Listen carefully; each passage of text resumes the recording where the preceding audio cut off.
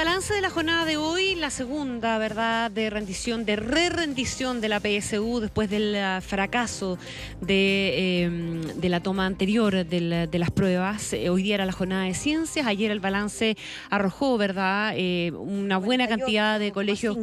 ¿Perdón? ¿No? 98,5%. 98,5, claro, pero igual fueron algunos miles de alumnos los que no pudieron rendir la prueba, fundamentalmente la de matemática en la mañana, porque en la tarde la de lenguaje funcionó bien y hoy día la de ciencia tenía un buen diagnóstico también de parte del DEMRE, que además ha dicho que tiene construida una tercera prueba de la PSU con las mismas características y contenido justamente para estas emergencias, de la que en todo caso no vamos a saber nada hasta mañana, cuando el CRUCH se reúna y le diga a los alumnos que tuvieron los inconvenientes ahora en esta segunda oportunidad, qué es lo que va a pasar efectivamente con ellos. Pero es un buen momento ya para empezar a hacer los balances del caso, sacar eventualmente las lecciones y hablar un poco del pasado, pero un poquito más del futuro, eventualmente además. Y en el diagnóstico forma parte muy sustancial el Ministerio de Educación. Conversamos con el subsecretario Raúl Figueroa. ¿Cómo está, Raúl? Buenas tardes. Hola, Connie. Hola, ¿cómo estás? Hola, muy bien, gracias. Subsecretario, yo sé que es difícil, porque tiene elementos que pueden ser políticos un poco complicados, pero ¿no le parece a usted que si hubiéramos hecho lo que hicimos en esta oportunidad, nos hubiéramos evitado tantos problemas en la vez anterior, en la toma de la PSU, que terminó siendo un desastre? A ver, yo creo que acá es bueno despejar algunas cosas, Connie, cuestiones que son obvias, pero que van quedando en el olvido. Lo primero es que, obviamente, la situación que vimos ayer es consecuencia de la violencia que afectó el primer proceso de la PSU y, por lo tanto, lo que vimos ayer y hoy día es una mejora en un proceso que ya había sido muy complejo la vez anterior, y por lo tanto creo que es bueno que este proceso esté cerrándose a estas alturas bien, que sean pocos los alumnos que deban rendir la prueba de matemática. Obviamente son casos dramáticos y creemos que es fundamental que el CRUCH dé rápido una alternativa para esos alumnos, pero el cierre, ya con todas las dificultades que se han tenido, es un cierre positivo.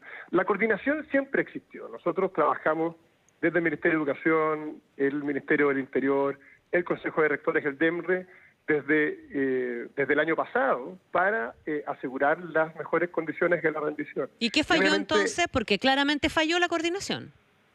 Más que fallar la coordinación, lo que hubo acá fue un atentado directo al proceso. Entonces hubo una subestimación de lo que podía ocurrir efectivamente.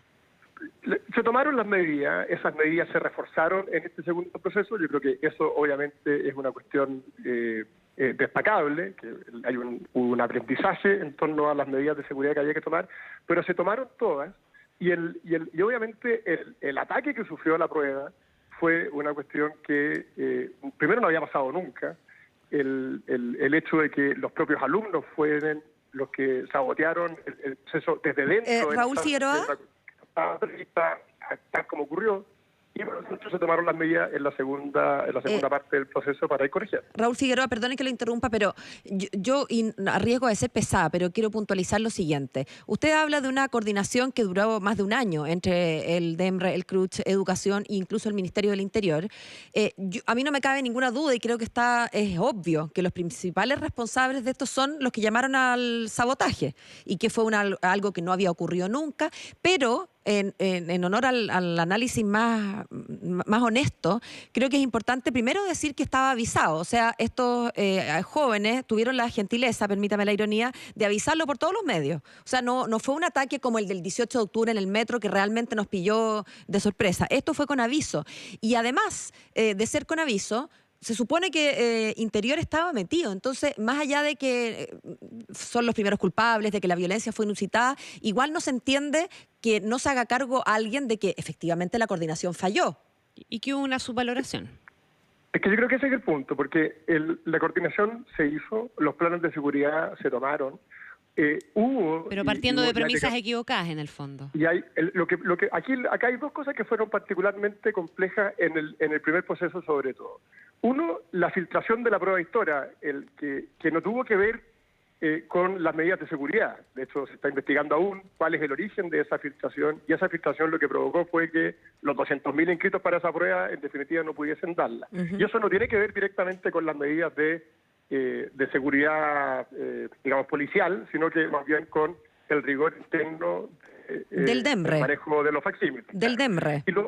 Exactamente. Y lo tiene que ver con que el grueso de los ataques, en definitiva, en la primera parte del proceso, vinieron de alumnos que estaban inscritos para la prueba y desde dentro de los locales generaron los disturbios. Y eso, obviamente, es una cuestión que estaba anticipada, que se había evaluado, pero quedó en evidencia que el enfrentar esa situación era más complejo. Y eso fue lo que se mejoró sustantivamente en este segundo proceso. Raúl, ya se había dicho, porque incluso la misma directora del DEMRE estuvo sentada acá hace meses con nosotros para hablar de la nueva PSU. La nueva PSU ya es un hecho, ¿verdad? No más PSU es un tema, es una frase que se hace realidad. Finalmente, ¿cuál es el proceso que pretende liderar el gobierno en lo que le quepa en esta situación para sacar adelante una nueva prueba y bajo qué criterios, tomando en consideración qué de los reclamos que han venido haciendo los estudiantes? Claro, yo creo que acá es importante distinguir varias cosas. Primero, como tú bien dices, Connie, ya a partir del próximo año o del próximo proceso de admisión a la educación superior, de acuerdo a la ley, quien administra el proceso será el Ministerio de Educación a través de la Subsecretaría de Educación Superior. Ya no queda bajo la gestión directa del Consejo de Rectores. Y eso a partir del próximo año.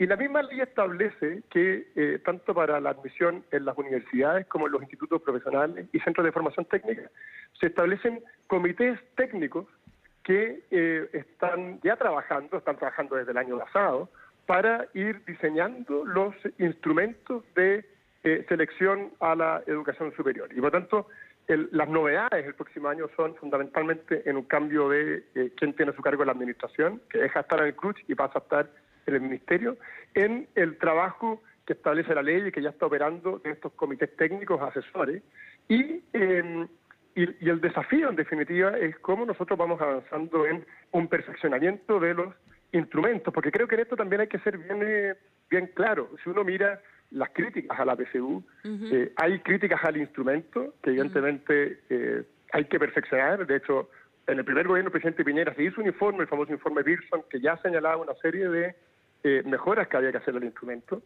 pero también hay una crítica que yo creo que es un poco más compleja y que de alguna forma es la que han levantado los jóvenes que llamaron al sabotaje, que es que no quieren un mecanismo de acceso a la educación superior a través de una prueba. Y en eso yo creo que es bueno también ir anticipando el debate. La PSU va a cambiar y sobre todo al alero de lo que establece la ley y estos comités asesores, pero yo creo que es importante también ir avanzando en la idea en que la propia ley establece que tiene que haber un sistema de acceso que permita seleccionar alumnos. Claro, hay un sistema de acceso, de hecho eso es lo que establece la ley. Ahora, buena parte del debate que se ha empezado a armar a partir de este tema, no solo ha incluido las demandas de los estudiantes, ¿verdad?, y sus críticas a los segregadores, etcétera, pero también se han incorporado expertos, rectores, ¿verdad?, que han dicho que este es el momento también de cambiar varias de las cosas que están en juego hoy día en el sistema de acceso, que las universidades o las entidades de educación superior, para meterlas a todas, ¿verdad?, no solamente las universidades, tengan mayores grados de flexibilidad, que se elimine el requisito de los puntajes mínimos, por ejemplo, ¿verdad?, porque finalmente generamos universidades o establecimientos de categoría A, B o C en función del tipo de estudiantes que entran, si es que piden mínimo o no, y también si pertenecen o no pertenecen al sistema único de acceso. Hay un montón de cosas que se pueden mejorar y que podrían perfectamente apuntar en la dirección de tener un sistema o un mecanismo de selección, llámese como se llame, en reemplazo de la PSU, que sea, por efecto de esos otros cambios, menos discriminador y menos segregador también. Efectivamente. Acá lo que está en juego son distintas variables que tienen que todas ser consideradas. Un aspecto de equidad en el acceso a la educación superior que es muy importante. Una mirada también enfocada en el respeto a los distintos proyectos universitarios o de educación superior, que es muy relevante. Varios rectores han señalado que sería interesante contar con instrumentos propios que permitan seleccionar alumnos a través de distintos criterios complementarios a los que hoy día existen, que son fundamentalmente la medición de conocimientos o ciertas aptitudes. Y también hay cuestiones que es importante resguardar. El Chile tiene, a través del sistema que ha tenido acceso, un valor, que es el valor de la objetividad. Hay otros países que pierden objetividad. El sistema ciego, en el fondo. Proyectos. Exacto, y eso yo creo que también es muy destacable dentro de nuestro sistema y muy destacable hoy día, incluso al alero, a la luz de lo que ha sido el debate desde octubre en adelante. Yo creo que acá la necesidad de transparencia y de objetividad en los criterios creo que también es algo que tiene que mantenerse y cuidarse. Entonces, efectivamente aquí hay que combinar instrumentos que den seguridad, que den objetividad, que permitan un acceso universal como el que hoy día existe y también poner el foco de los problemas donde corresponde. ¿Pero hay alguna disposición, subsecretario Figueroa, a, comillas, reescribir algo de lo que se venía diseñando de antes a propósito de esta coyuntura en particular, de hacer participar a los secundarios que levantaron las demandas, de sentar a quienes están en la educación superior y tienen una opinión respecto de los cambios para el sistema de acceso? Está toda la disposición para que quienes quieran aportar desde la base del diálogo lo puedan hacer. En ese sentido, la propia ley establece mecanismos de participación con estos comités, tanto en lo técnico como en lo universitario, y por supuesto que toda la disposición para escuchar a quienes con esa misma disposición quieran colaborar, obviamente que está disponible. Ahora, es bien importante hacer la distinción, porque si resulta que la manera de participar es saboteando el proceso, obviamente ahí hay una automarginación del trabajo colaborativo para construir un mejor instrumento. Y lo otro que te decía, Connie, es que creo que también es muy importante no perder de vista el fuerte del trabajo que debe hacerse para que las inequidades del sistema no se reproduzcan en la educación superior. Y ahí el trabajo está en el mundo de la educación de párvulo y en el mundo de la educación escolar. El principal esfuerzo, a mi juicio, debe estar en corregir el instrumento, pero no hay que poner todas las fichas para mejorar la calidad del sistema en el instrumento, sino que al contrario, cómo somos capaces de superar las brechas de aprendizaje que se instalan rápidamente ya desde la educación parvularia en adelante y cómo como país ponemos ahí un esfuerzo relevante. Estamos conversando con Raúl Figueroa, subsecretario de Educación, a propósito del proceso de rendición de la PSU.